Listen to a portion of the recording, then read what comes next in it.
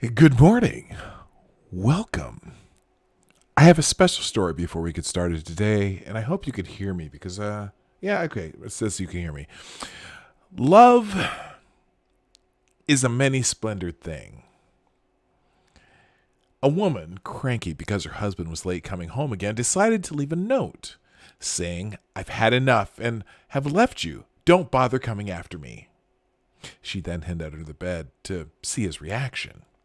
After a short while, the husband comes home and she could hear him in the kitchen before he comes into the bedroom.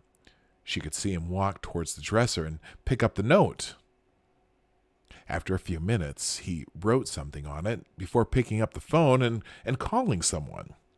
"She's finally gone. Yeah, I know. It's about bloody time. I'm coming to see you. Put on that sexy French nightie. I love you. I can't wait to see you.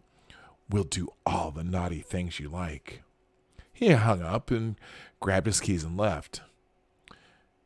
She heard the car drive off as she came from under the bed, seething with rage and tears in her eyes. She grabbed the note to see what he wrote.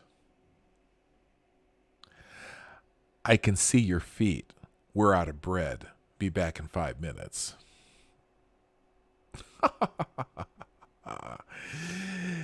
Play the intro. Ladies and gentlemen, coming to you live from the Lucky Dog Studio in a hidden location somewhere in the upper Midwest of the United States of America, it's a brother making his own way but with all the wrong opinions. Welcome to the Morning Night Live with your host, yours truly, P. Dog Night.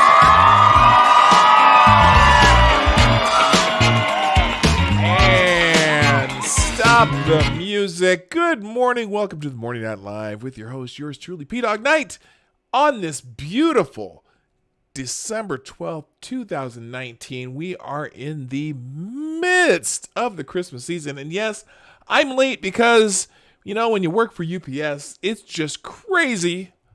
And sometimes I'm just a little late and all that stuff. So just, this couple weeks, I might be playing it by the ear. It is snowing outside in the lovely Twin Cities, Minnesota, and it just looks like a winter wonderland out there.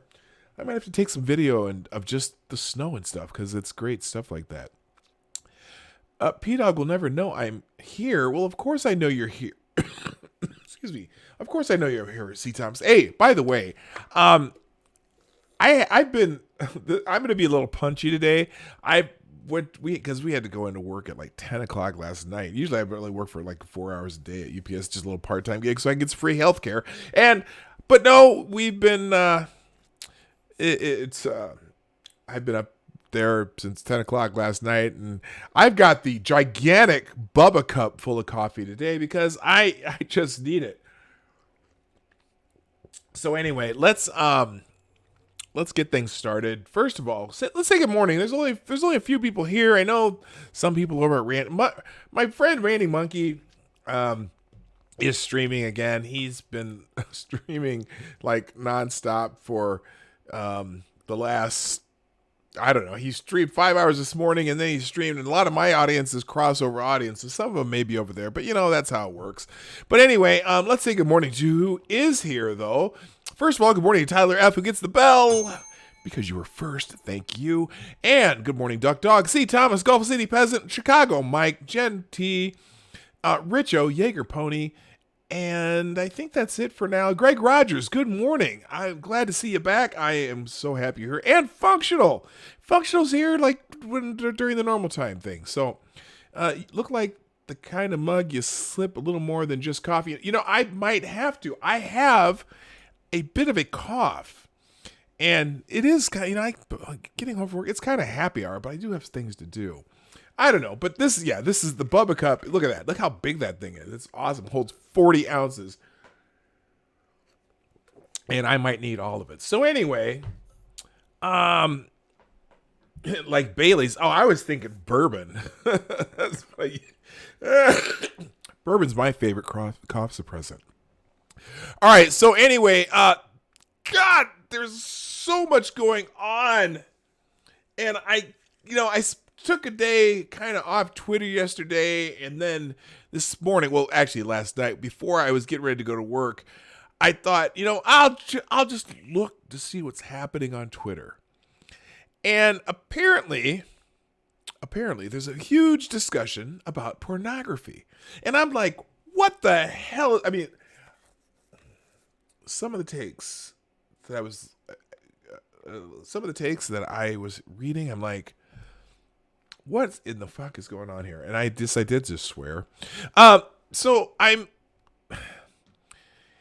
let me just give you an idea. Okay, so Lauren Chen, for example. Now, apparently, there's a big discussion because Gab, the website Gab, the founder of Gab decided that, it's a free speech website, but then he's going to not allow pornography on his site. And I'm like, okay, cool, fine, whatever. You do you.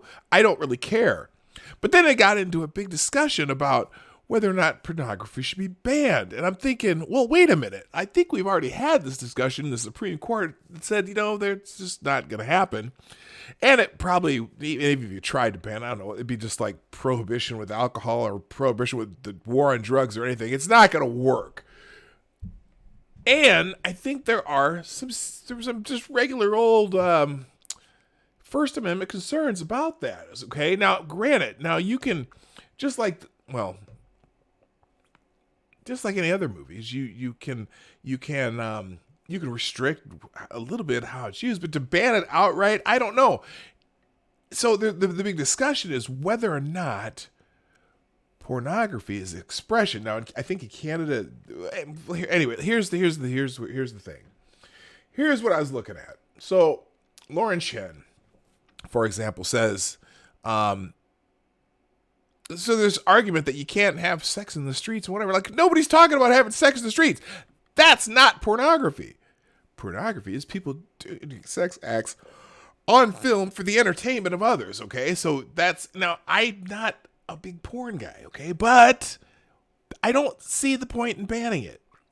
It is expression. It is, regardless. It's just like any other, you make a movie. Anyway, so here's what she says. Bridget Fetisi says, I don't know he needs to hear this, but sex in the streets and porn are different because one is a public act and one is private. Now that's not the best argument, but I get what she's trying to say. And Lauren Chen says, that's fine, but people need to realize the public versus private distinction applies to no other forms of expression.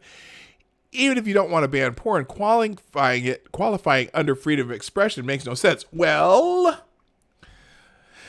let me explain something to you. So she says, okay, again, public versus private distinction applies to no other form of expression. Well, sure it does. Let's say that I'm making a movie like The Fast and the Furious, right? You got 100 mile an hour car chases through city streets and through hill and dale and all over the place, street racing and all that shit, right? Well, there's a distinction between the public and the private. You cannot run cars through the streets at 100 miles an hour, run drag race and all that other shit through the streets, right? But if you are making a movie about it and you block off streets and you do this, do that, that's artistic expression because you're making art, even though, listen, yes, pornography or sex act being taped or whatever, video, whatever, for the entertainment of other people, correct? So that in itself is expression. Now, you may not like that type of expression and you feel free to not participate in it, but it's absolutely a form of expression. You're doing it to entertain other people, okay? It's a form of expression. It's a form of entertainment. So now, can you restrict it? Well, sure you can, because we restrict who can see certain types of movies. We have the rating system where there's R movies and PG movies and PG-13 and G and X, whatever. Okay, but do we ban someone making an R movie because you can put an R if you just go and take an R movie and put it on the side of a building? Can you get in trouble for that? Well, yeah. So let's see. The whole point is that there's so many more regulations and laws surrounding porn from every different country, and it would just cause huge logistical problems. It's free speech. Yeah, I know, but I'm just saying, as far as the idea that you would ban it, yes, that's the other part too.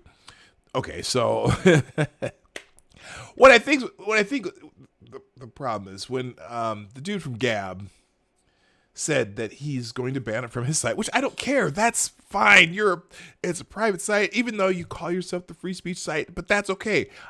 Maybe they mean free political speech or free whatever. But if you want to ban it from your site, then ban it from your site. But the idea that you're going to make a law banning it completely is just almost well, that cat's out of the bag anyway. But then she does this little poll she does. Should people be allowed to engage in sex acts in public areas, sidewalks, parks, under freedom of expression? Is anyone saying that you could? Should people be able to drive cars 100 miles an hour around the city as freedom of expression when you're making a movie about the Fast and the Furious? Well, no. And nor should people be able to engage in sex acts in public areas for freedom of expression, although I'm sure that there have been certain places where there are sex acts performed in front of people under freedom of expression. Man, I don't know. I just think the argument, the authoritarians came out on the right, or not even the right. I mean, then Matt Walsh. I forgot about Matt Walsh. Did I bookmark any of his shit? Here, let's look up Matt Walsh, because he's been on this kick for 2 days. Here we go, Matt Walsh blog. He's been on it's all porn all the time. That dude gets something stuck in his craw, and boy, does he just milk it for days. Let's see. Over the past days, I've heard from hundreds of conservatives insisting that the government should not protect and preserve the common good. These people have thrown the foundations of their own movement into the wood chipper, and they don't even know it. Modern conservatism is a farce. Well, Matt, I'm just thinking the Constitution, the court's already fucking rolled on this kind of stuff. Oh my God. Boy, oh boy. And here's a response to him. The year is 2032. Matt Walsh is president. Porn is outlawed. A black market is formed where men meet in back alleys to trade old Victoria's Secret catalogs. Functional, I don't know what I want to hear about your escapades. A few girls in public in my time. I'm not going to tell any stories about anything I've ever done, so I'm just not doing it. Sorry. You tried to get me there. Let's see. She lives in Canada, so rules on freedom of expression and freedom of speech are different. Yeah, I know. That's what I know they call that there, but I don't know. But anyway, all right, so let's get off of this kick, because I really didn't want to spend a whole lot of time on that. There is so much happening today, and I'm not, like I said, I'm not completely prepared because I got home late, and it's snowing, so I've got to think about what I'm going to do in my driveway before I leave or when I get home or whatever. I'm just making no. Oh, so what? No? Oh, no, I'm not being salty, Functional. I'm just kidding.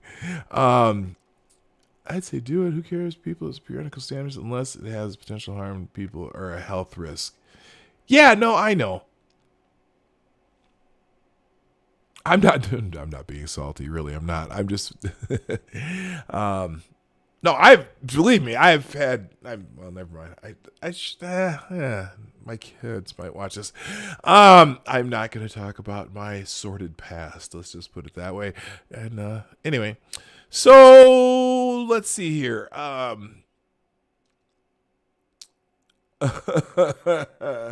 Quotes of the day from the weekend. Pelosi invokes her Catholicism on everything but abortion. That's from Rush Limbaugh. We sincerely apologize to this child and her family. We will be taking immediate disciplinary action against the person responsible. What's that about? Let's see. Check this one. Oh, this is not cool. This is not cool. So, Virginia governor halts policy after prison guards strip search 8-year-old girl visiting father. This is awful. Holy crap. Virginia Governor Ralph Northam said Friday that he suspended a policy that allowed prison officials to strip search an 8-year-old girl who was visiting her father. I am deeply disturbed by these reports, not just as governor, but as a pediatrician and a dad, Northam told the Virginia Pilot newspaper in a statement. I've directed the Secretary of Public Safety and Homeland Security to suspend this policy while the department conducts an immediate investigation and reviews their procedures, Northam said. The Virginia Pilot previously reported that prison officials had breached protocol when they strip searched the girl before allowing her to visit her father. The father's girlfriend accompanied the child to Buckingham Correctional Center in Dillwyn just before Thanksgiving. Diamond Pierman said she and the girl were circled by a Virginia Department of Corrections dog trained to sniff out contraband. Pierman was singled out by the dog and told prison officials that both she and the girl had to be searched. Pierman says both she and the girl removed all their clothes and were searched, and that they were allowed to visit, but only through glass. DOC policy, Department of Corrections, states that a legal parent and guardian must consent to a minor being searched. Pierman, the father's girlfriend, says she told the guards that she wasn't the 8-year-old's legal guardian and that they told her she had to sign the consent form anyway. Yeah, I'm in the right where you are, functional, in the actual, what the actual fuck were they thinking when they did that? It's just, come on, guys. You got to have some freaking common sense, and apparently they did not. So Ralph Northam's quote here, we sincerely apologize to this child and her family, and we'll be taking immediate disciplinary action against the person responsible. Good for them. We also got a quote today from Greta Thunberg, everyone's favorite climate activist. We can't go on like this. It is not sustainable that children skip school, and we don't want to continue. We would love some action from the people in power. People are suffering and dying today. We can't wait any longer. So that's from Greta Thunberg. Let's see the article here. Greta Thunberg, ignored by world leaders at climate summit, admits protests have achieved nothing. Poor Greta. I almost feel bad for this child. Teenage climate activist Greta Thunberg was ignored by world leaders at the United Nations COP25 Climate Change Summit in Madrid on Friday. Speaking with reporters, Thunberg said her calls for action on climate have been ignored and admitted her protests have achieved nothing. Well, first, come on, Greta. I know that you have become a climate celebrity, but you also have never been. You're a kid. You're a 16-year-old kid. You haven't been elected by anybody. In fact, I don't know that anyone's ever asked you to be their climate spokesman. And so I'm just saying, may not be. Maybe they just don't. Oh, sorry. There's that. I get these things. Maybe they just don't give it. They know what they want to do. They know that what you're saying is within their realm. But I'm sorry. You're a 16-year-old. From The Guardian, thousands of young people were expected to gather at the UN climate conference and in the streets of the Spanish capital on Friday to protest against lack of progress in tackling the climate emergency. They love the climate emergency. still have a hard time with that. Anyway, as officials from more than 190 countries wrangled over the niceties of wording in documents related to the Paris Accord. In the 4 years since the landmark agreement was signed, greenhouse gas emissions have risen by 4%, and the talks this year are not expected to produce new commitments on carbon from the world's biggest leaders. Now, that is fascinating to me. They say that greenhouse gas emissions have risen by 4%. And yet, the United States carbon emissions have fallen in the time that we've started talking about the Paris Accord. I think by 16, 19, 17, somewhere in the high teens. So if worldwide greenhouse gas emissions have risen by 4%, is it just me? Or is it that we are doing our part? And that the rest of the world, who all signed on to this Paris Climate Accord, is failing. So the lectures against us, now granted, we admit about 15% of the world's whatever have carbon output. And even if, and this is, even if you're not a skeptic of climate change, or even if you are a skeptic of climate change, it's weird how that just seems to work out that way, right? Probably because I know it's gone up exponentially in China and India, okay? But it's also going up in other places, and it's not going up here. And so, please, lecture us all you want. Anyway, Thunberg, as she typically does, also reverted to climate change alarmism on Friday, claiming the actions of humanity will result in an unsustainable future if environmental actions continue to go unchecked. Okay, so that's where the quote came from. I'm not going to. That's enough of that. This is from the Blaze anyway. I don't expect necessarily the Blaze will be neutral as some other outlets, but still, I mean, that's kind of funny. Anyway, so today, let's get into some more current events. Apparently, so we know the House Judiciary Committee is meeting today. Well, here's the big three today. Number one, the House Judiciary Committee is apparently going to put out their report, or they're having more hearings today, and are planning to put out a report to impeach President Trump, as commanded by her Lord on high, Nancy Pelosi.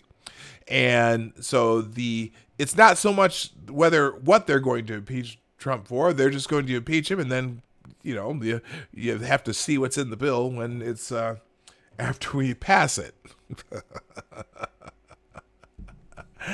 Anyway, so that's going on.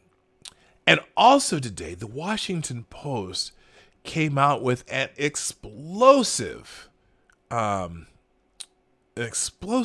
report stating that, here, let me find it here.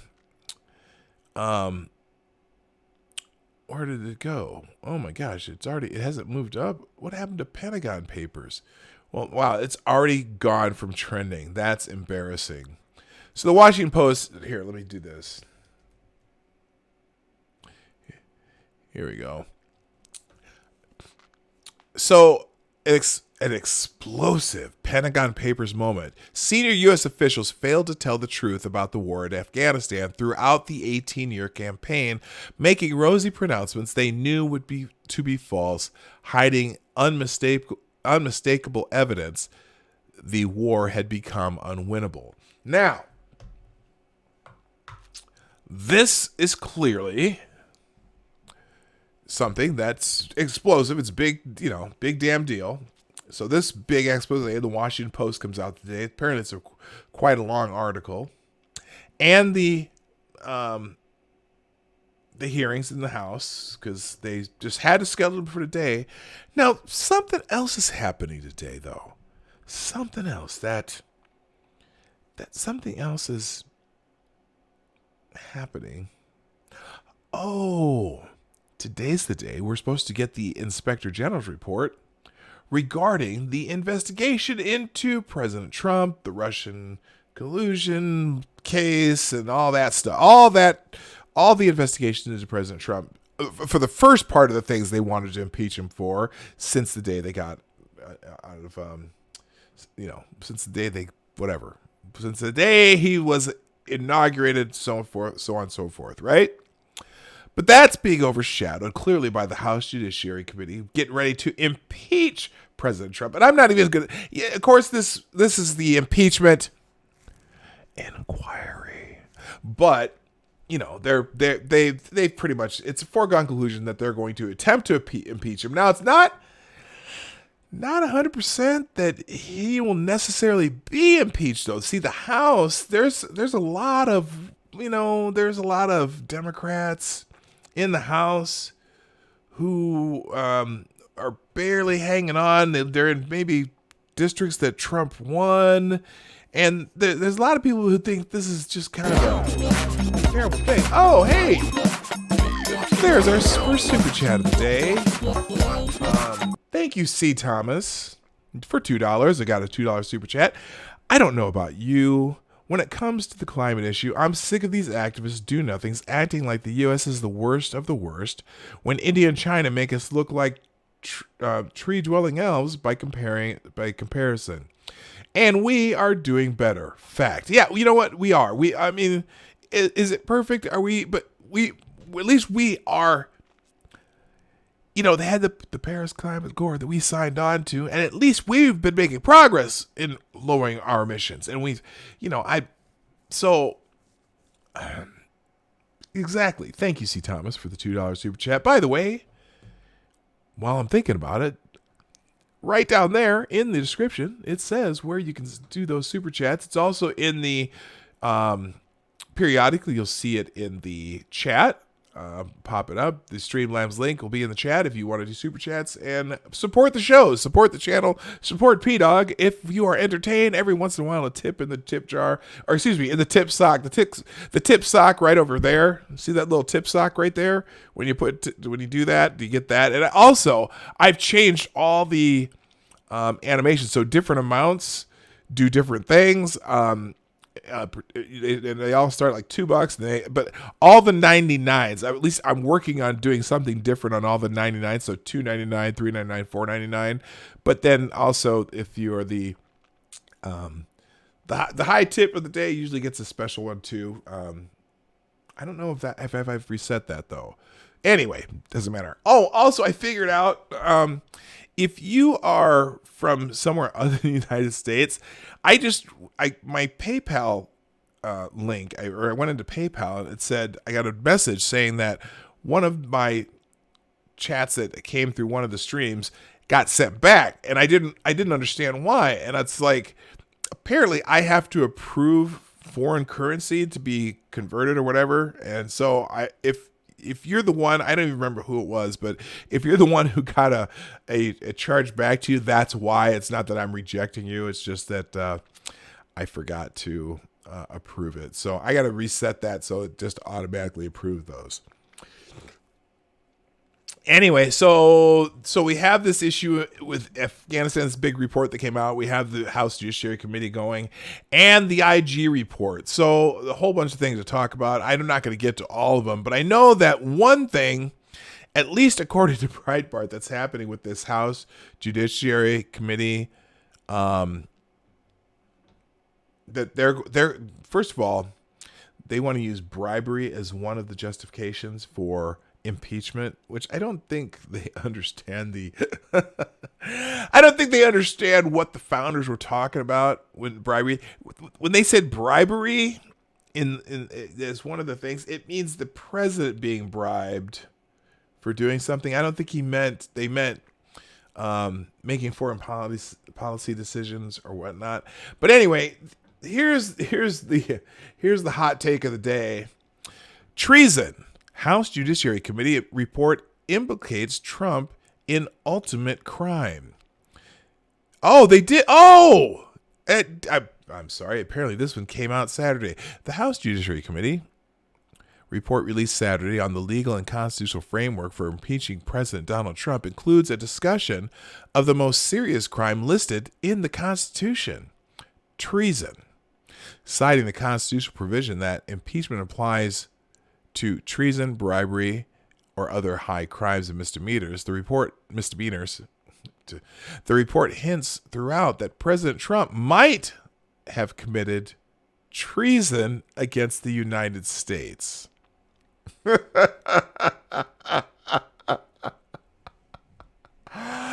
I should have read this ahead.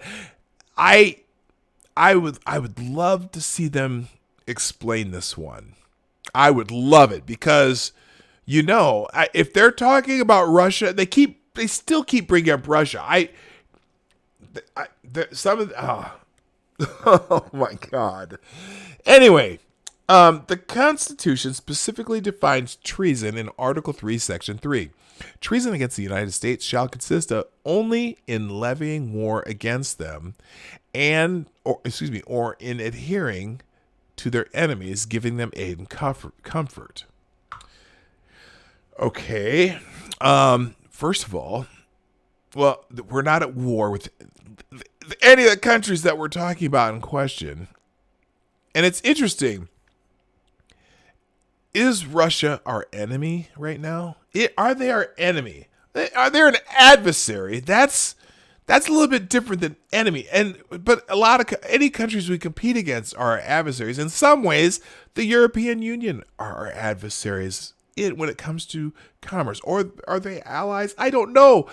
This is let me just read the rest of this. The House Judiciary Committee report, however, expands that definition. That's right. They expand the definition. That's hilarious.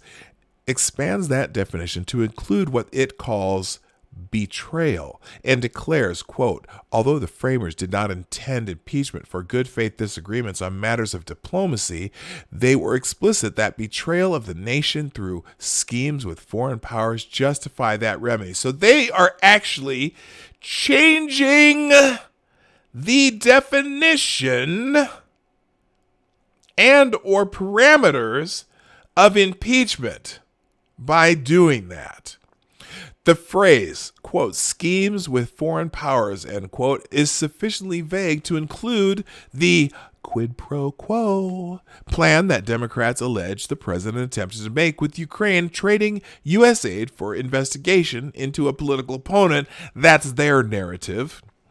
No direct evidence exists to prove that claim, and the only direct witnesses testified before House Intelligence Committee that the president did not want that quid pro quo. Later, the report again implicates President Trump in treason. Treason. You know what the penalty for treason is? Hanging. Death. It's a death penalty. Treason's punishable by death. They hate him that much. Later, the report again implicates President Trump in treason by creating an expansive definition that just happens to reflect the Democrats' argument that Trump endangered national security by suspending security assistance to a U.S. ally. Now, this particular argument is incredible to me because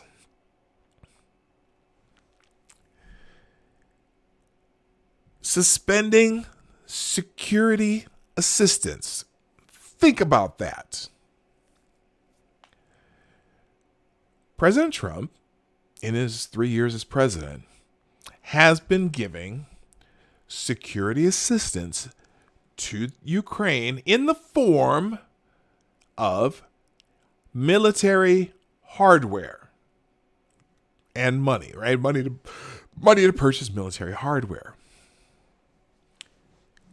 So they're saying suspending security assistance to a U.S. ally could be treason. So when the former president of the United States refused the assistance that included military hardware, was the previous president of the United States committing treason? Okay. I am just curious about that. Because President Obama only provided non-military hardware assistance. So, should we also be putting Barack Obama under trial? Just curious. Now, this is nuts. Anyway, in releasing, excuse me. The report expands the definition of treason as follows. Now, remember, the definition of treason in the Constitution reads, where is it here? Article 3, Section 3, quote, treason against the United States shall consist only in levying war against them or in adhering to their enemies, giving them aid and comfort. Here's the new definition according to the House Democrats. At the very heart of treason is deliberate betrayal of the nation and its security.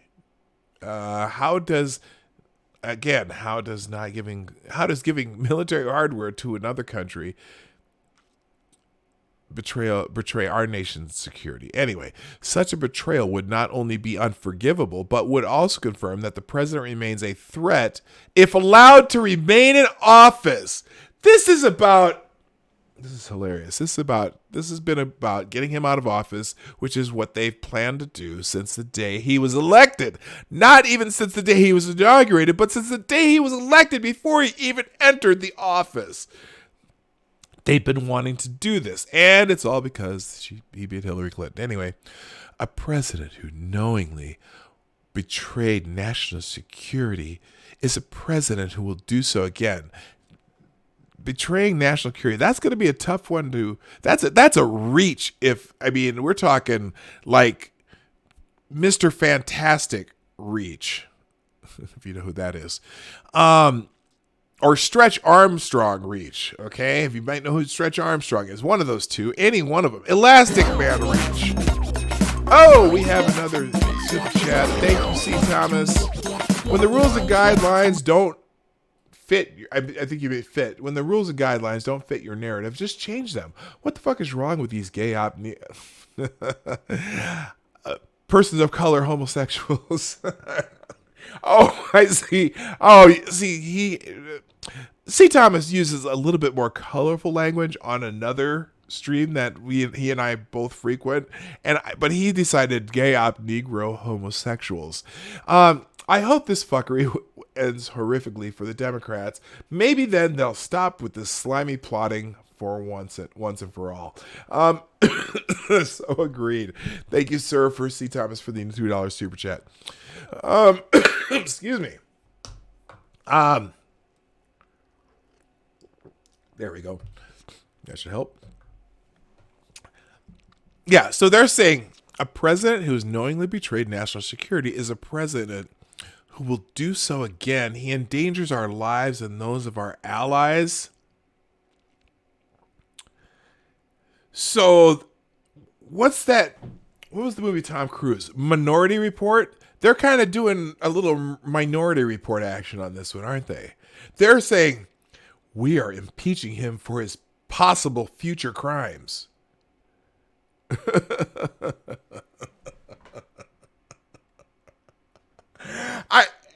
I am just dumbfounded. By the way, good morning to some people I haven't said good morning yet. Functional, I don't think, did I say good morning to you yet? Well, I'm saying it now if I didn't already. Hello, MC. Hammer time. And also, Jaeger Pony, you were already here. Let's see, who else has come in since we started? Duck Dog, hello. Maddie, how you doing? Maddie's on the House of Geek today, as opposed to Maddie's the news chick. And Richo, hello, good morning. And who else is new?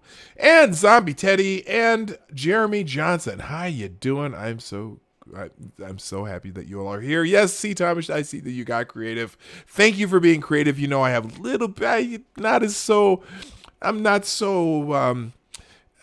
as feeling the expressiveness, but thank you for, what are you doing? Thank you for cleaning it up slightly for me. Anyway, all right. Boy, these people. In releasing the report, House Judiciary Committee Chairman tweeted Saturday that Trump, quote, betrayed our national security. A claim that falls within the broad definition of treason as expanded by his committee's arguments. They had to, holy shit. This is amazing. Here's Nadler on Twitter. Today, House Judiciary released our majority staff report entitled Constitutional Grounds for Presidential Impeachment. You can read the full report here. The framers' worst nightmare is what we are facing in this very moment.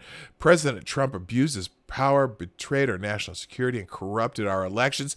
No evidence whatsoever that he corrupted our elections. You lying bag of shit. Please excuse me for yelling and swearing, but hey, sometimes I gotta do it. Jesus straight Christ. I don't know where that phrase come from. I guess I made it up. Oh my God. The Constitution details only one remedy for this misconduct: impeachment. Okay, where's the evidence that he corrupted our elections? You have none. The Mueller report said there was no evidence of that. Oh my God, you got to be kidding. The suggestion of treason also parallels an argument Democrats continue to make about Trump and Russia, which the Mueller report should have put to bed. House Democrats have consistently implied that the president's dealing with Ukraine reflect at core an effort to help Russia, even though he has given Ukraine lethal defensive weapons to fight Russia, unlike President Barack Obama.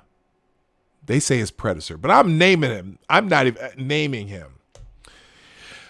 Oh my God. As Speaker of the House, Nancy Pelosi told CNN on Thursday night after calling for articles of impeachment to be drafted, in my view, Ukraine is very all about.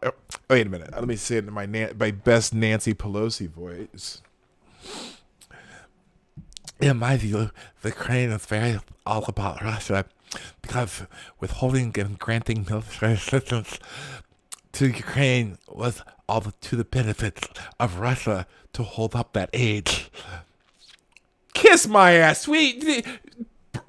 If that's the case, then you should have impeached Barack Obama, because he refused to give the military hardware to Ukraine. He gave them blankets and MREs.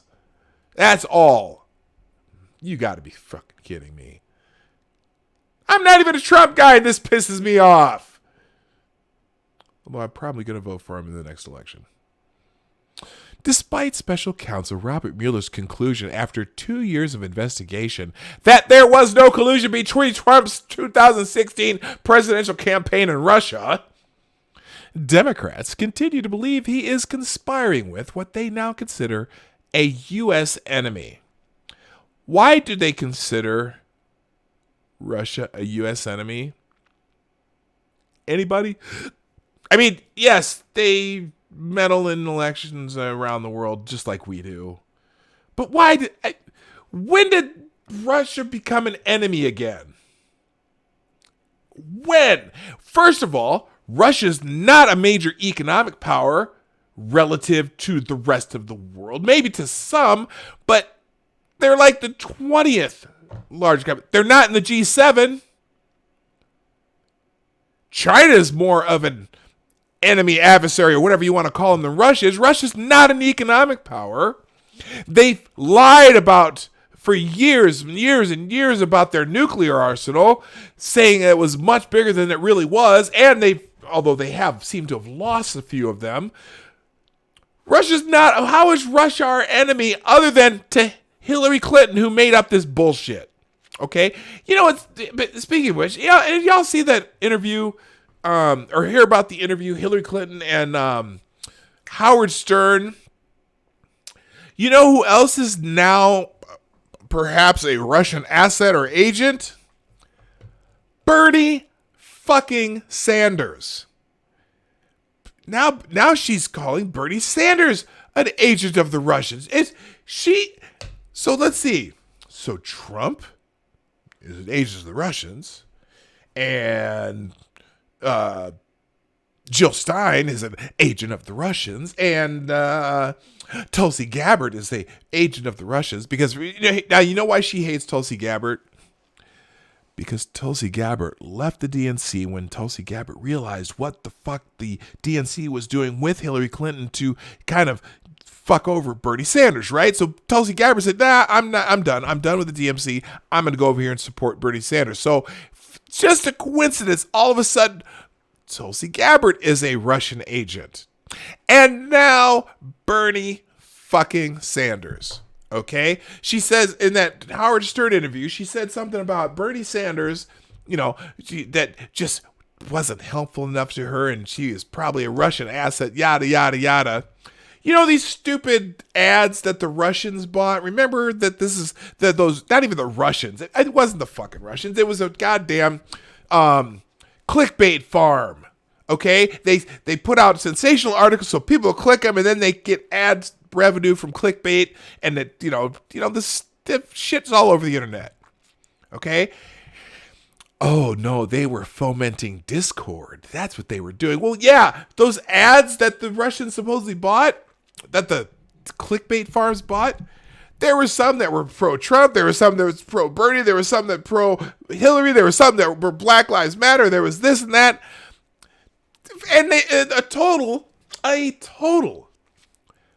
of $50,000 worth of ads before the election. And I think it was like, in fact, like someone said, what was it? Facebook. When the guy was testifying before Congress, remember that? When the guy was testifying for Congress from Facebook, one of their leads guys, and they said, yes, we did an extensive investigation into, these Russian bought ads, and we found that about $4,000 worth of ads were run before the election on Facebook. Wait, what was that number? $4,000 worth of ads. Did you say $4,000? Yes, 4,000. But do you know how much the Hillary Clinton campaign spent in the 2016 election? $1.3 billion with a B dollars, and $4,000 worth of Facebook ads beat her campaign.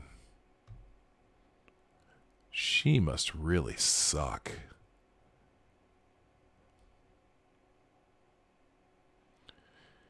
Jim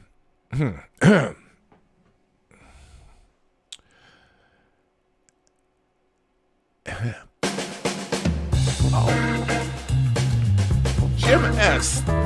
We have a new subscriber. Jim, welcome to the show. I'm glad you're here. So I told you I got some new stuff going on here. So if you do super chats or do stuff, you'll see some new animations. It's kind of fun. A little James Brown action there. Anyway, thank you, Jim. Jim S. Are you in the chat, Jim? Well, if you are or not, I'm glad you're here either way. All right. Yeah. So anyway, Nancy Pelosi.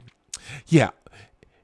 In my view, Ukraine is very much all about Russia, because withholding and granting military assistance to Ukraine was all to the benefit of Russia to hold up that aid. Fuck off, Nancy. Despite Special Counsel Robert Mueller's conclusion, after 2 years of investigation that there was no collusion between Trump's 2016 presidential campaign and Russia, the Democrats continue to believe he is conspiring with what they now consider a U.S. enemy. They're an enemy. Under President Barack Obama, they supported the reset policy, appeasing Russia's global ambitions. Remember, we'll have to wait till after my election, and we'll have more flexibility. Plus, they sold them 30% of the U.S. uranium Gee, uranium. What do they use uranium for? I can't remember what they use uranium for, but we. Thank you. Oh, Jared B. Johnson, thank you for subscribing also. By the way, if you are here and you're not subscribed, right down there in the chat or below there, hit the subscribe button. Make sure you hit the bell and get all notifications so you know when we're streaming. I sometimes occasionally stream on the weekends, off times, and also occasionally I put videos up, but I haven't been doing that as much lately. But thank you, both Jeremy Johnson and Jim S. All right.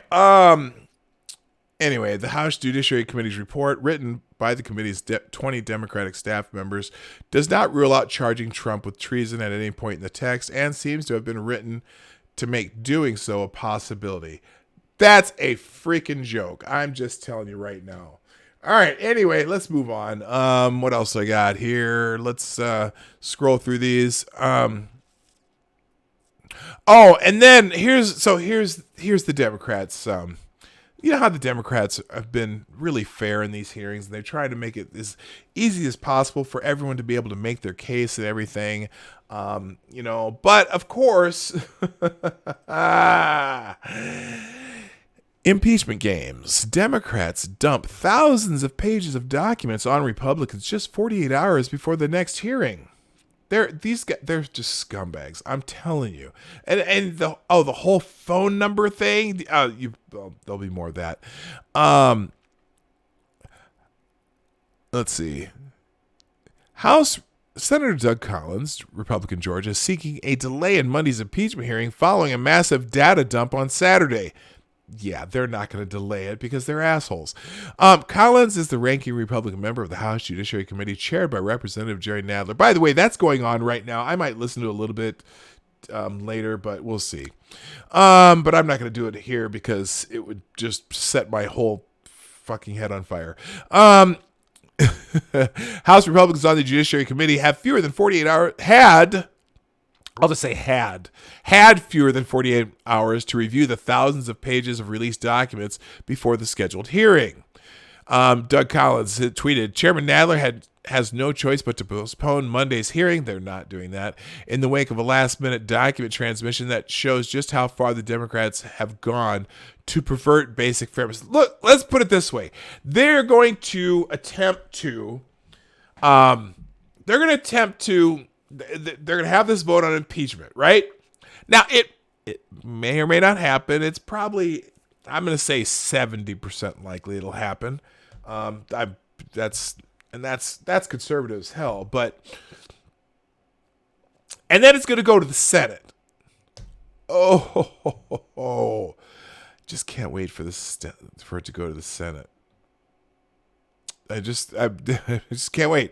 Anyway, the top Republican on the House Judiciary Committee, the panel that will author articles of impeachment against President Donald Trump, is demanding a delay in Monday's hearing, citing a data dump on Saturday that's partial, biased, and curated to support Democratic accusations, which is no shock. This is not a bipartisan event whatsoever.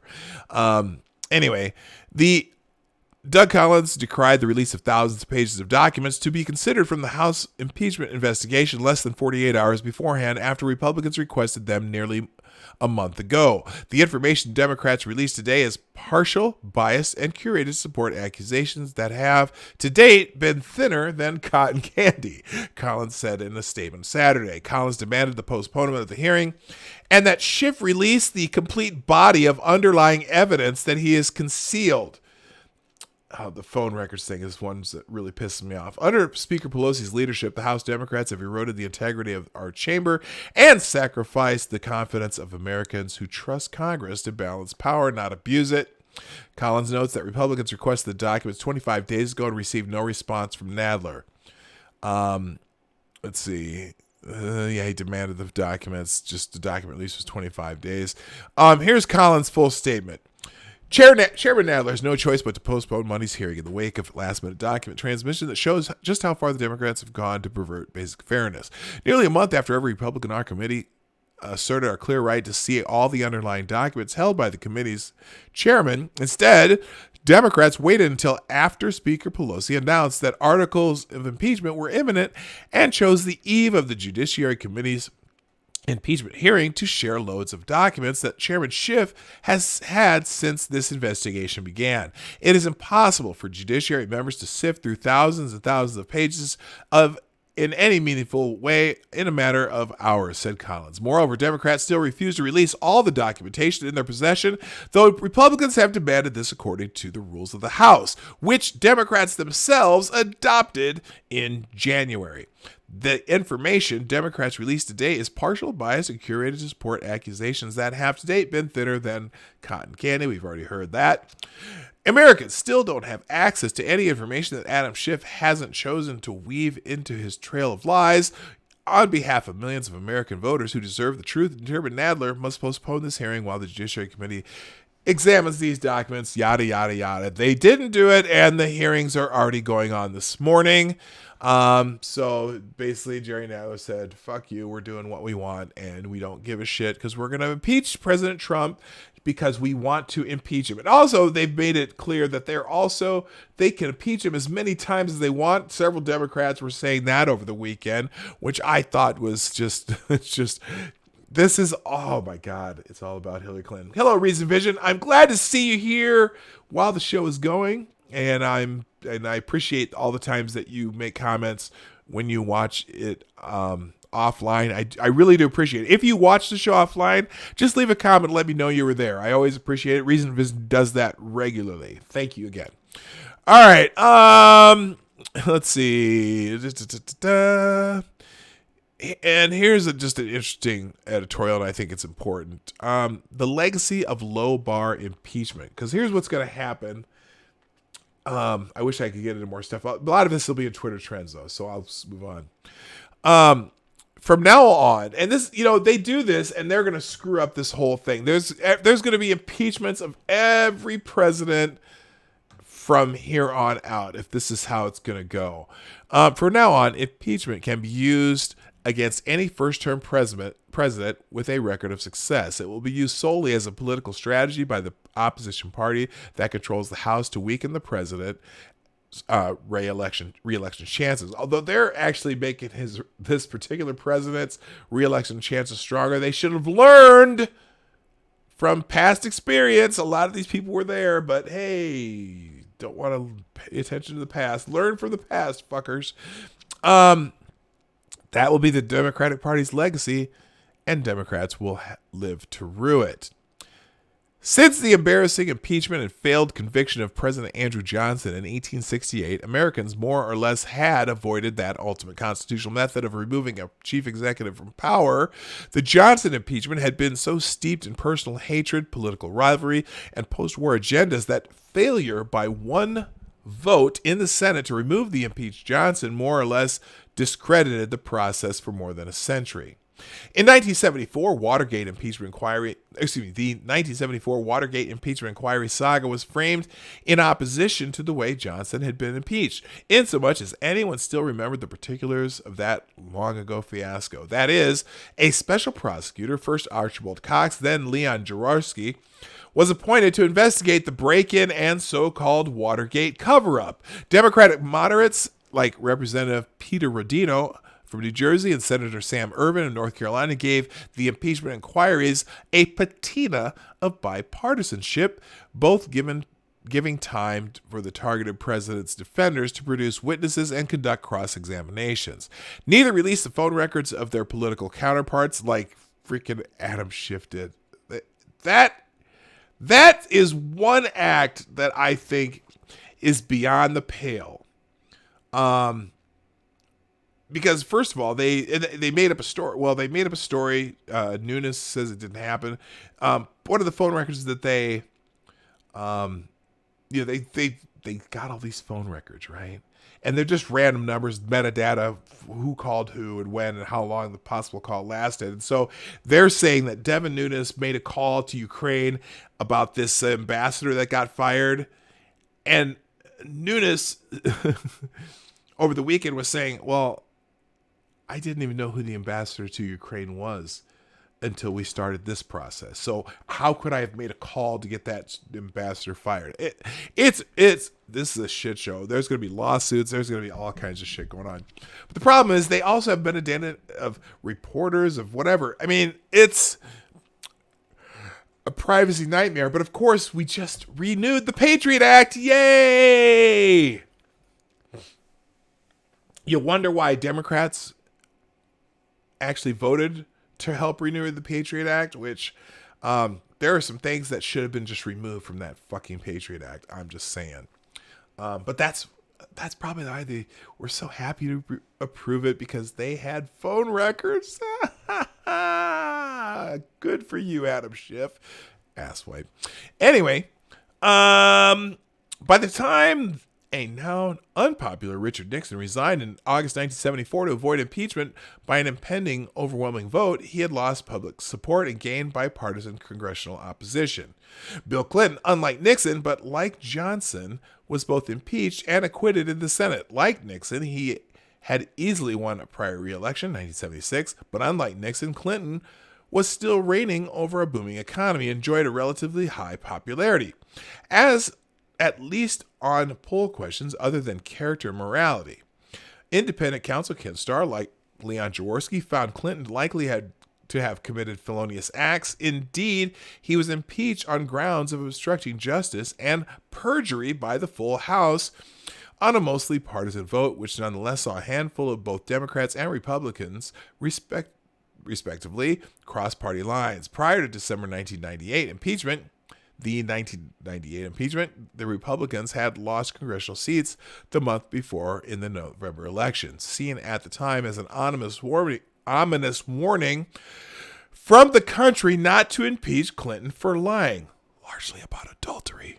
At the time of economic vibrancy, the Republican-controlled Senate did not even get 51 votes on either count of perjury or obstruction, giving that sizable numbers of Republican, respectively 5 and then 10, voted for acquittal on the two counts. After these two modern impeachment efforts, certain impeachment lessons have emerged, given that still no president in the history of the United States has ever been impeached, convicted, and removed from office. 1. The criminalization of policy. The alleged crimes to launch an impeachment must not be criminalization of normal presidential behavior. To impeach Trump for quid pro quo, bribery, or obstruction of justice, Trump must have done something far more egregious than what other presidents have done. If Trump thought about permanently holding lethal aid to Ukraine in exchange for the Ukrainians pressuring their prosecutors to look into the 2016 election and Biden corruption, there must be some standard that such thoughts of leveraging aid for political gain are singularly impeachable. That would mean, for example, Barack Obama did not alter U.S. foreign policy to America's detriment by canceling plans of missile defenses with Eastern Europeans in exchange for Vladimir Putin not to flex his muscle during the Obama re-election campaign and thereby discredit Obama's reset policy with Russia, all to his personal gain in the 2012 election. Right? But that is exactly what happened. Putin put off invading former Russian states until after Obama was reelected, and Obama canceled missile defense. Oh, remember that little hot mic moment? Tell Vladimir that we'll have more flexibility after the election. Oh, remember that?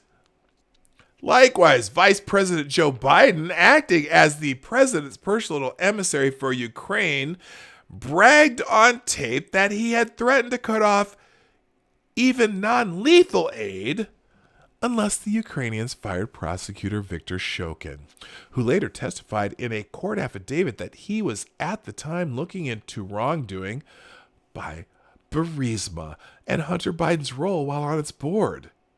Wow. Shokin, in Biden's own word, was fired, and only then was the aid restored. Oh, what is that called? It's called a... what's that called? It's a quid pro quo. Oh.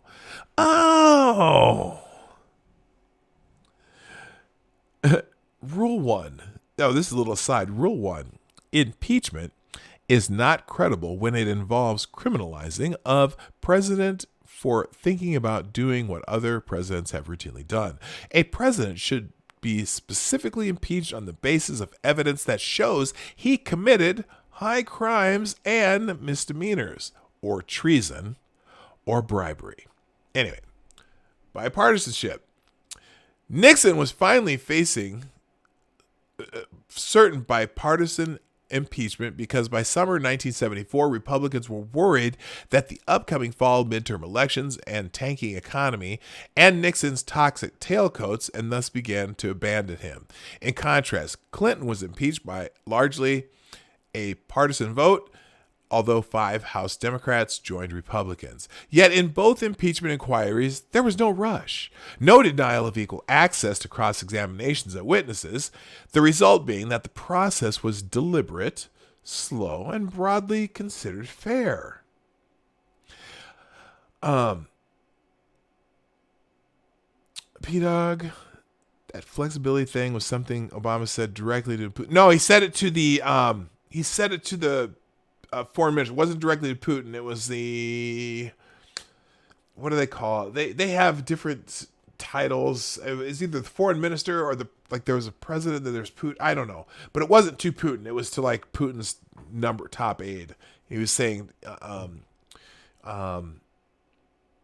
tell Vladimir that we'll be more flexible after the election. Anyway, rule number 2, impeachment and conviction to be credible require bipartisanship and careful step-by-step deliberation. In 1998-99, the Republicans found some bipartisan help in the House, but hemorrhaged more Republican votes in the Senate while failing to pick up a single Democratic vote.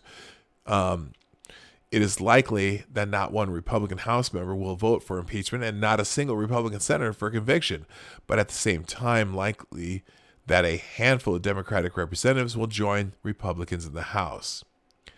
Anyway, it goes on. I mean, the economy was a huge one in the Clinton, in the Clinton impeachment or whatever, that he was not convicted. Public support. Now I think there was a lot of public support in the 70s for Nixon's, but there's not. I mean, well, I don't know. The thing is, both were Nixon and Clinton were second-term presidents. I don't know. I'm gonna skip the rest of this article. Just I'll put the rest here. You can read. I'll just put it in the chat because I gotta move on. So there's the rest of that article. It goes on a little farther. Only because I need to get into Twitter trends before I go, and I'm almost out of time here. So let's go ahead and do that. Real quick. Now, let's see what's in the top of the Twitter trends today, because usually there's an article on top that we like to look at. Oh, the trailer for the new Ghostbuster movie.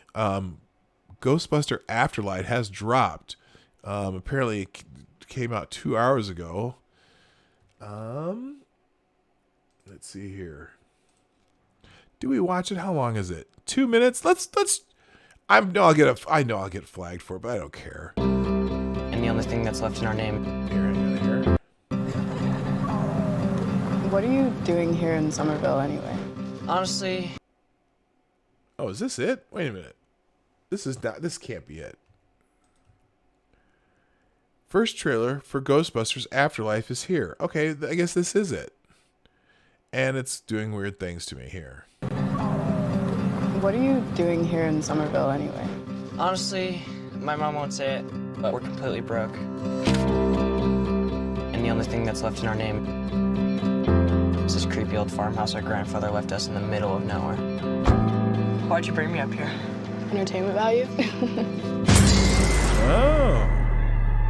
What is that? I don't know.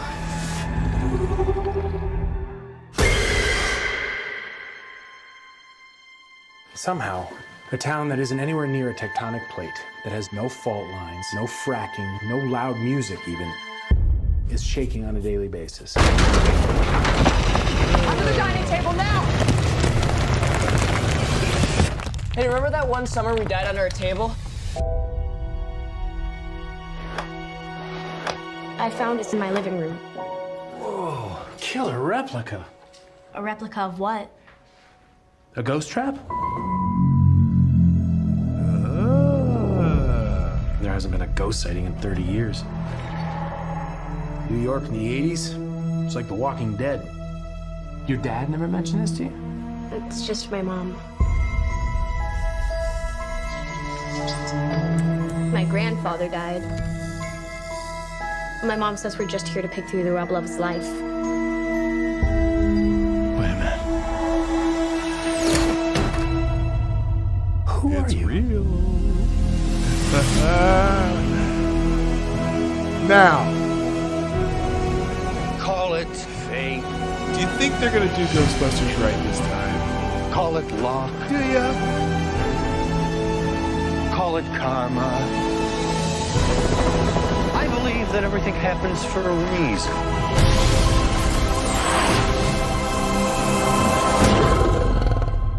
Come on, darling.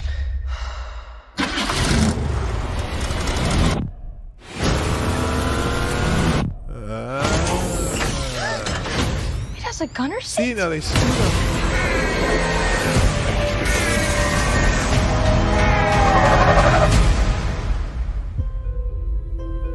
Now, let me just say something about this little trailer we just watched.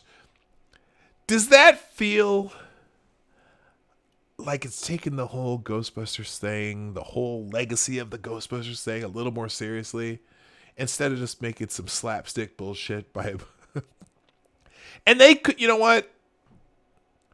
This trailer is making me not want to see it now. No, I disagree.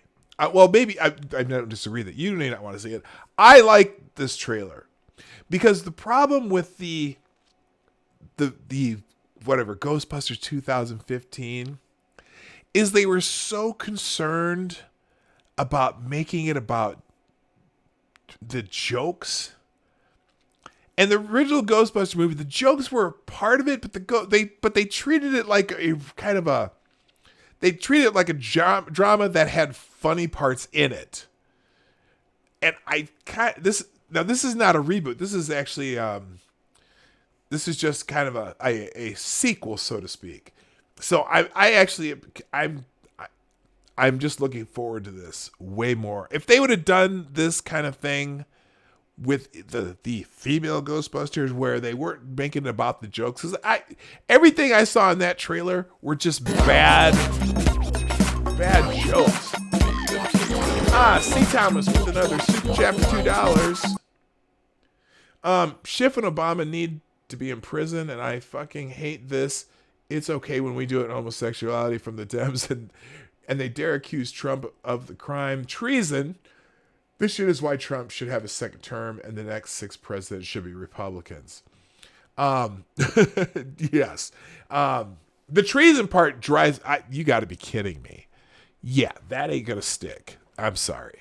And remember, the Mueller report said the Trump campaign did not collude with the Russians, and that yet I've been listening to these interviews with Democrats, and they just still act like, nope, he did collude with the Russians. He did corrupt our last election. He corrupted our last election because he beat Hillary Clinton, because he went to Wisconsin, Michigan, and Pennsylvania and won those states, and Hillary didn't.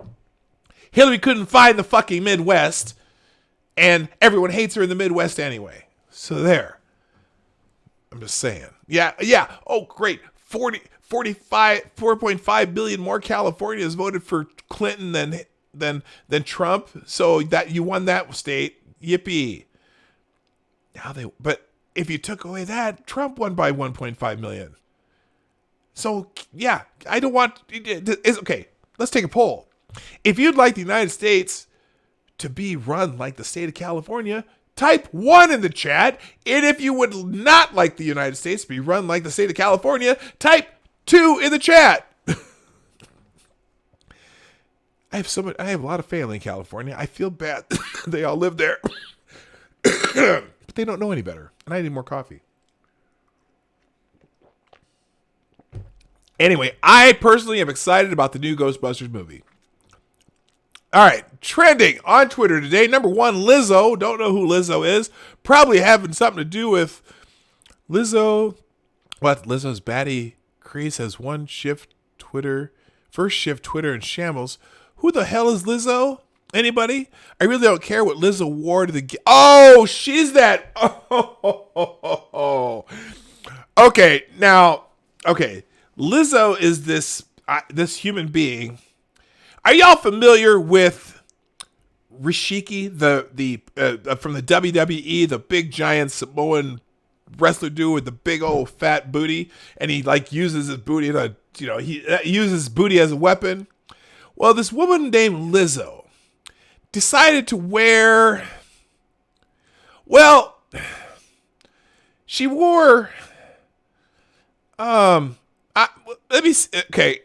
I really don't care what Lizzo wore to the game. Let me just. Oh wait, I don't care what she.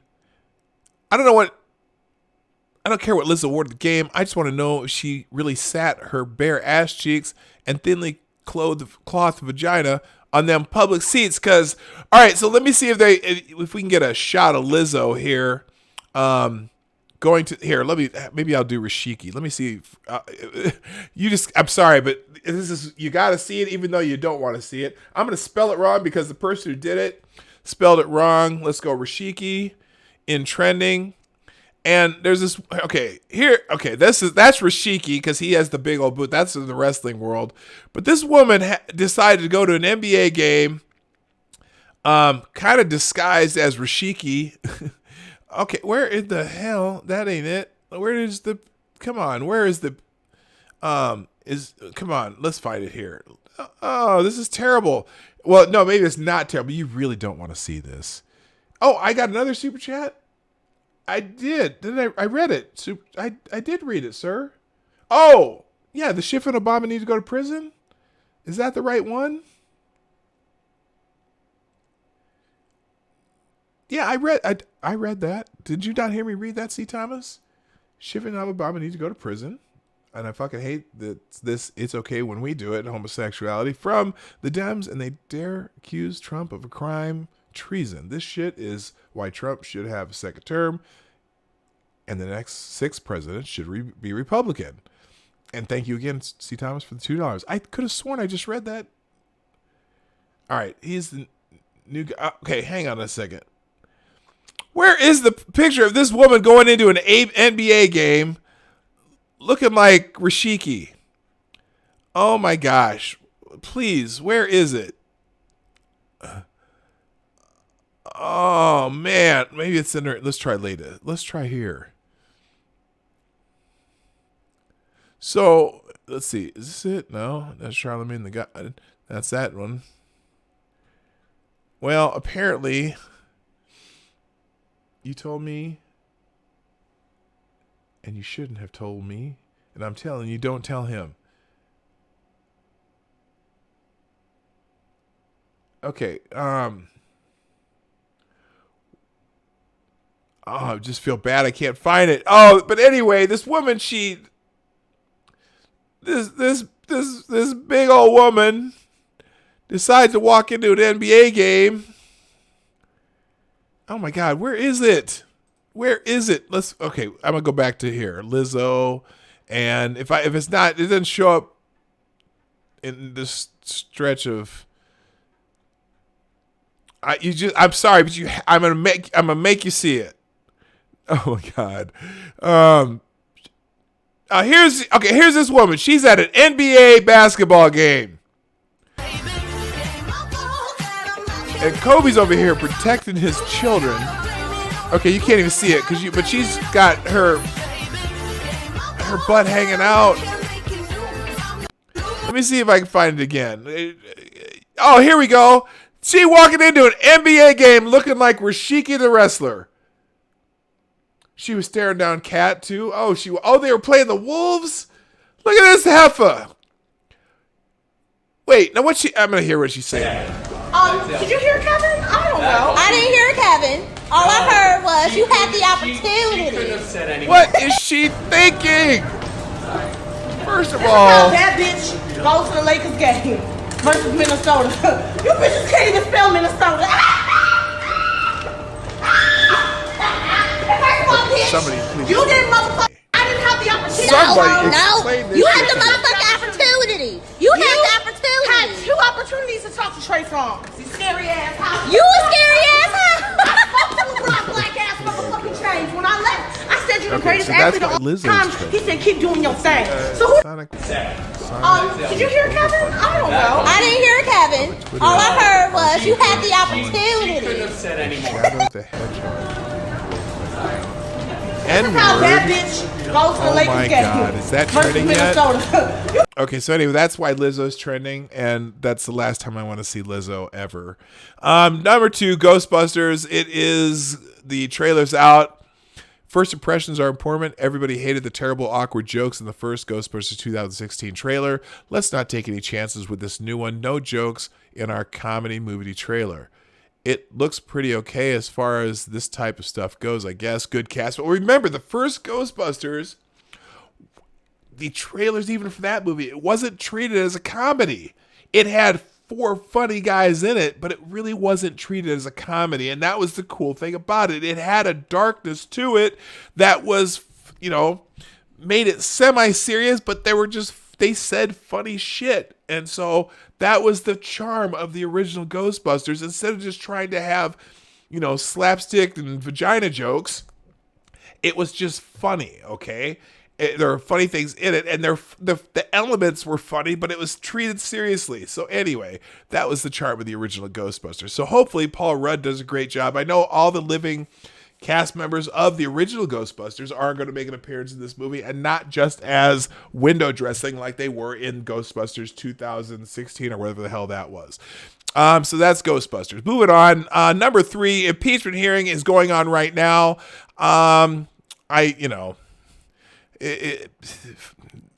And the final House impeachment hearing. So this means that they're going to impeach him, I guess. So they're just reaching for straws, and there's a good thing there. The fool hasn't refuted a thing the Democrats have presented yet. Not a fact in sight. Yeah, but there's not anything to refute. Good God. Oh my God. Not 8. There's no evidence. 8,000 pages of evidence. There's two. Okay, this is someone who's not on the Republican side. That's why we're drafting articles of impeachment in America. No one is above the law. That's because Donald Trump said read the transcripts. I'm sorry. It ain't happening. You guys, I don't know why they think this is going to be successful. Moving on. The Golden Globes are trending because apparently the Golden Globes have some musical superstars in contention at next month's award. Oh my goodness. Here we go. NPR. There are no women directors nominated for Golden Globes this year, and no women screenwriters. Artists of color are mostly left out too. Golden Globes so white, or as Scribe Light says, Golden Globes totes race sexist, yo. Netflix walked away with Monday with a staggering 17 film nominations in the 2020 Golden Globes race, running roughshod over traditional studios and indie companies, and another sign of dramatically changing times for Hollywood. So, don't care. Moving on. Let's see where we at. That's Golden Globes. F that. Sorry, I said that ages ago. Oh, no worries. No problem, C. Thomas. You're still a Monday dude. All right. Monday motivation. We're finally on a Monday thing. I got to hurry this up because the snow's falling and I got to be somewhere. Oh, Alyssa Milano is the top of my Monday motivation. Yay. I love this band. Please listen to this week of episode of Sorry Not Sorry to see why. New episode. Get your Monday motivation with A. Kampa Najjar, who nearly beat now convicted felon Duncan Hunter in the midterms and is running again to replace him. Hear his inspiring story and vision for America everywhere you find podcast. Hashtag podcasts. Okay, that doesn't motivate me whatsoever other than to smack Melissa Milano in the head. But this is absolutely motivating. Check out this dude. Got the doggies on the buckets on his cycle. And look at the happy puppies. They are, all right. I am motivated already. All right. Got to move on because we're short on time. Castor. Stephen Castor is trending. Politics. Apparently Stephen Castor. Impeachment hearing. Congressman lawyers present evidence to House Judiciary Committee. Castor lies and claims that the Ukrainians didn't know about the hold on the security assistance until August 29th when it was reported in Politico. Ukrainians were asking about it July 25th. This is Susan Simpson believes that. I don't know. Anyway, Castor tries to dismiss Michael Cohen's testimony by calling him a disgraced felon. Yeah, wow. Imagine who would ever use that guy as their personal attorney and a fixer. Okay, okay. Castor complaining the Democrats had difficulty deciding which of Donald Trump's crimes was most serious. That's David Frum, who's now an anti-Trumper, never-Trumper. Okay, and he's the one who said we were in recession when we had a one-day loss in the stock market that recovered the next day. And then I haven't heard him talk much about the latest economic news, but David Frum, I'm kind of wondering where that severe recession after Obama's booming economy, yes, those were quotes from David Frum. How about David go to hell instead? Stephen Castor, the evidence in the Democrats' impeachment inquiry does not support the conclusion that President Trump abused his power for his own personal political benefit. There is simply no clear evidence that President Trump acted with malicious intent. So that Stephen Castor must be the Republican witness. Okay, so that's why he's trending. Moving on. Ban K-pop accounts. Oh, I am down with it. You know what? I'm not into K-pop, but I can get on board with this ban K-pop accounts. You know, part of it, I think, because the K-pop stans, is according to Badger Man, aka Badger, K-pop stans are the most obnoxious fandom on the internet, even ahead of Eagles fans. Ban K-pop accounts. I'm gonna like that one. Y'all really here trying to ban K-pop accounts when we know the men shitting on K-pop watch hentai while beating their meat in their mom's basement. Well, shots fired. Oh, you know what? Is my chat really that far behind? Holy shit, that's a huge bitch. That's from a long time ago. Your SC notifications take years to tell you. That's probably what it is. Maybe I should just... is there a way to refresh this? You know what? Here's what I'm going to do. Okay, that's why. Damn, we doing this shit again? Anyway, streamed hip by Mama Moo for clear skin. Okay, whatever. I ain't doing no damn K-pop. Yeah, my chat must be really far behind. Probably because I'm having some skip frames and stuff, so it happens. F the Eagles. Oh, it's catching up because I just said that about the Eagles. Okay, moving on. Daniel Goldman. Is that... Oh, because that's the InfoWars, the guy that interrupted the... Let's see. Majority Counsel Daniel Goldman on debunked theory of 2016 election meddling. Not a single witness in our investigation testified that there was any factual support for this allegation.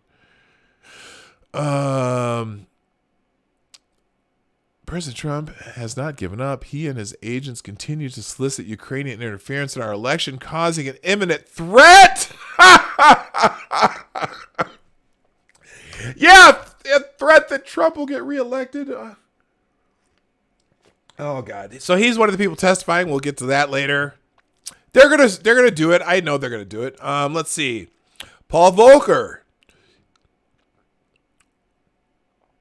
Oh, dude, Paul Volcker died.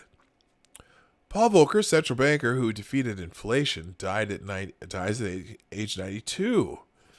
Paul Volcker, former Federal Reserve chairman, who in the early 1980s raised interest rates to historic highs and triggered a recession. Now that it's funny. Let's see. He defeated inflation here, zero hedge, but he also triggered a recession here. It just depends on who you ask. Former Federal Reserve Chairman, known for his battles against inflation in the late 1970s and early 80s, dies at age 92. Okay, well, rest in peace, Paul Volcker. I don't know a whole hell of a lot about you. Moving on, BioShock. A new BioShock game is being worked on. Okay, so they're going to do that. I'm going to skip that. Now, Dave Bautista and the NWO will be inducted into the WWE Hall of Fame. Oh my God, that means Batista and Big Sexy are going in the Hall of Fame at the same time? Interesting. I didn't know Batista was completely retired, but maybe he is. Who knows? All right. Well, there you go. The WWE Hall of Fame is kind of funny anyway. When They See Us is trending. Why is it trending? That's that movie because it was nominated for a Golden Globe. Fleabag, Killing Eve, Little Women, When They See Us, Booksmart, Harriet, Hustlers, Late Night, many more. Okay, no lady writers, no lady directors again. Oh, that's someone being pissed off that there's no woman. Oh my gosh. Oh, hi, Sheograth. I'm sorry not to say hi. Just thanks for reminding me. I'm glad you're here. And good morning, Francis Lancer, too. And there's probably a couple others. If I missed you, just let me know and I'll say hi. There, I even give you a bell, Sheograth, because you're one of my faithful. Usually you're one of the first ones here, and you just deserve a bell every once in a while just for being you. All right, let's quick. Oh gosh, I'm way behind. All right, let's see. Anything? Let me just Rashiki. That's because of that big fat old heifer wearing the Bashiki pants, or Bashiki butt hanging out. And here, okay, this is the one you were talking about. The Sonic is Over party. Okay, here's this. Warning. Gruesome footage of the blue fuck throwing a defensive chow that Sega wants to hide from the media. Okay, let's see. Okay, this would be funny, except Sonic is already seen as a complete joke to the gaming side of social media every single day. It hurts me. Sonic... The guy's been having an 8-year-old child operate a plane for him for years. Okay. Why is this tag? I've been scrolling through and it's like an RP account, role-playing account, of the character Sonic called Shadow the N-word. Isn't this going to send some mixed signals to the actual Sega company? Yeah, this is funny to me too. This is funny. CSC Thomas, thanks for being here. I hope you caught this before I go. But all right, so I gotta go, folks. Sonic's over. The big news today is the judicial hearings, and the IG report will be coming out sometime today or tomorrow, and the Senate hearings on the IG report will be happening. We'll kind of be into that a little bit, and I'll kind of just do a summary of the hearings today. The hearings today to me are worthless. It doesn't matter what happens, who testifies, whatever. They're going to try to vote on impeachment, and then it's going to go to a trial in the Senate. And it's the fact that they've had to change the rules in order to make it to work the way they want it. This is all about not hearing that IG report, I think. And the big article in the Washington Post I didn't get to, but that might be a good one to look up if you haven't already, about the trouble in Afghanistan. Anyway, I really got to call it a day. Thanks everyone for being here. We're here Monday through Friday, 10 a.m. Eastern, 9 o'clock Central, 2 p.m. GMT, or excuse me, 3 p.m. GMT for those of you in other parts of the world. Thank you for the people doing Super Chats, C. Thomas in particular today, and people who do it on other occasions. I really appreciate you. Plus, all of you who come and just join me and have fun in the chat and talk and read and all that stuff. So before you go, if you haven't already done so, make sure you hit the like button. Also, if you're not subscribe, hit the bell. And also, we do donations. We take donations and Super Chats through the Streamlabs link down below. If you're entertained and you have a buck or two, feel free to chip in. But I always say it's not 100%. It's not necessary. If you just like being here, that is good for me. Anyway, I gotta go. My name is P Dog Knight, and I'm out of here. Have a great day. Hey, this is P-Dog Knight, and thank you for watching today on the P-Dog Knight channel. If you have an observation or remark you'd like to make about this video or my channel, I absolutely welcome you to write it in the comments section down below. I really look forward to hearing from you. And before you go, if you like what you saw but you're not already subscribed, please make sure you hit the subscribe button and definitely click that bell that pops up afterward so you'll be notified when I post new videos or when we go live. I broadcast my live show, The Morning Night Live, Monday through Friday at 10 a.m. Eastern, 9 o'clock Central. A special thank you to all supporters of this channel who share our videos on social media and who make donations through the Streamlabs link, which is also in the description down below. Thanks again, and until next time, I'm P-Dog Knight, and I'm out of here.